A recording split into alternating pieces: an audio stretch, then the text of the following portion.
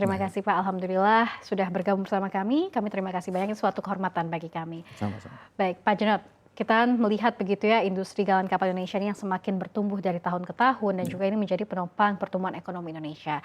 Ini sebetulnya bagaimana dari sisi PT PAL sendiri melihat proyeksi kebutuhan armada nasional dan juga sejauh mana industri galangan kapal saat ini mampu menangkap peluang dari meningkatnya kebutuhan armada kapal? Ya, baik, terima kasih. Eh, dalam sejarah di negara manapun, industri maritim itu yang menjadi pilar utama dalam membangkitkan pertumbuhan ekonomi yang masif dan besar. Maka sebenarnya di kita juga demikian.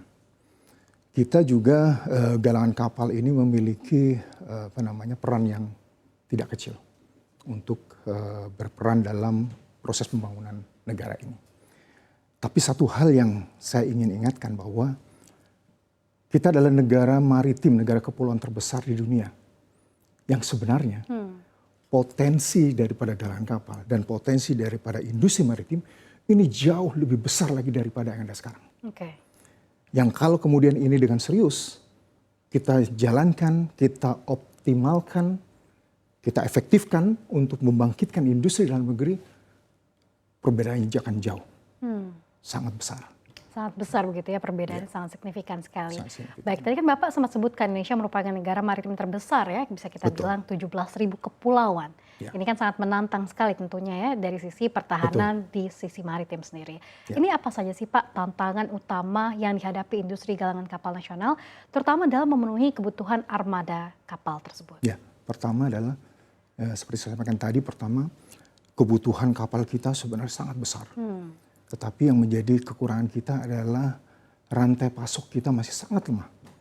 Tier 2, tier 3 sampai tier 4 daripada ekosistem industri maritim ini belum terbentuk dengan baik. Oke. Ini yang menjadi kendala utama.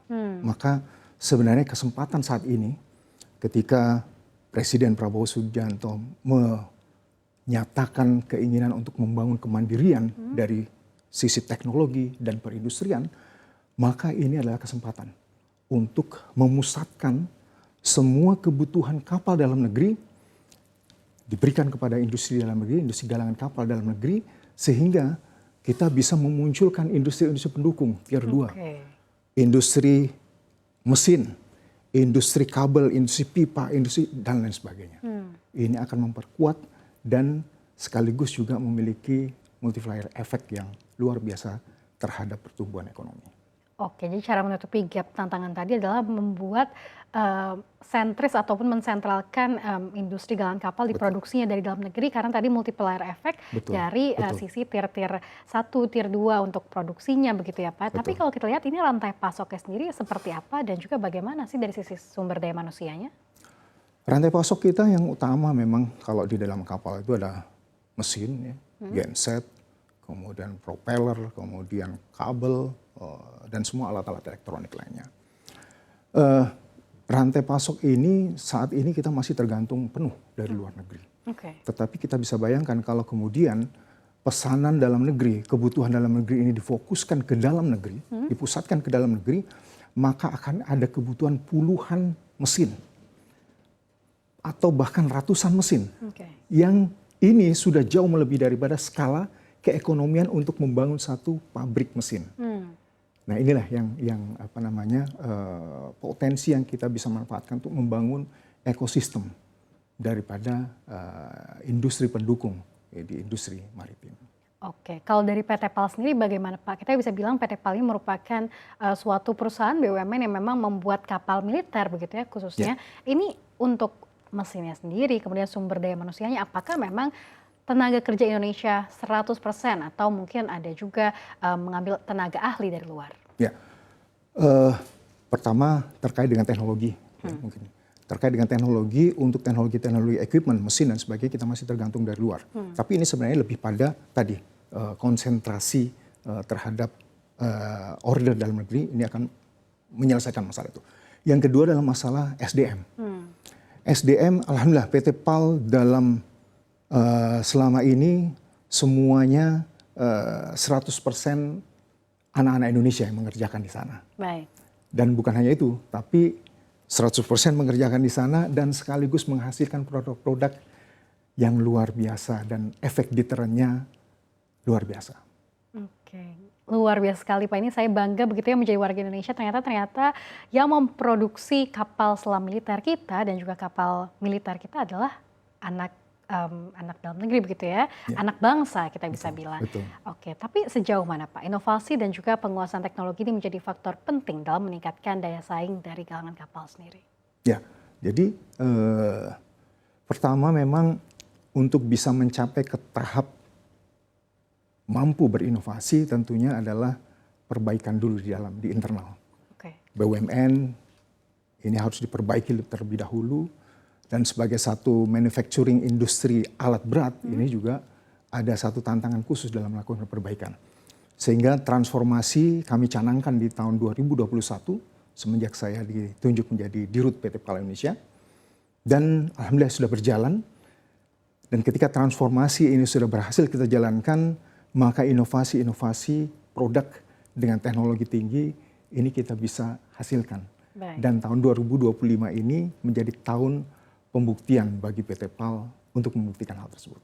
Baik, jadi dari transformasi ke inovasi begitu ya Pak Janot ya. Betul. Mungkin boleh di-spill Pak, pembuktian apa saja yang telah dicapai oleh PT PAL ini? Yaitu launching kapal frigat atau kapal perang, boleh dikatakan kapal perang raksasanya Indonesia. Kapal frigat Merah Putih yang diberi nama KRI Bala Putra Dewa 322. Oke. Ini merupakan satu produk anak bangsa yang dikerjakan dengan efektivitas kerja yang luar biasa. Sehingga mampu di-launch pertama kali menyentuh air pada tanggal 18 Desember kemarin. Baik. Kapal selam frigate pertama buatan anak bangsa 100% begitu Kapal ya Pak? perang, kapal perang frigate permukaan. Kapal perang frigate. Itu yang pertama. Kemudian kedua, kami juga kemarin pada tanggal 18 Desember juga melaunching senjata laser. Oke. Senjata laser, kalau yang kami launching kemarin masih pada tipe handy yang dipegang satu orang atau ditempatkan, kemarin kami tempatkan di atas mobil komando. Yang kedepannya kita akan launch untuk bisa ditempatkan di setting di atas kapal perang untuk menghalau serangan-serangan drone yang saat ini menjadi senjata paling mematikan. Wow. Nah, ini senjata laser adalah untuk menangkal itu semuanya. Itu yang kedua. Kemudian yang ketiga, kembali lagi pada tanggal 30 Oktober kami melaksanakan uji tembak torpedo Piranha produk PT PAL Indonesia dari kapal selam otonomos, yaitu kapal selam tanpa awak. Dari kapal selam ini kemudian ditembakkan torpedo Piranha. Nah, ini menjadi capaian yang bukan saja menunjukkan bahwa PT PAL sudah bangkit dan berinovasi penuh, tetapi sekaligus juga membuktikan bahwa bangsa Indonesia mampu menghasilkan produk-produk yang berefek deteren tinggi.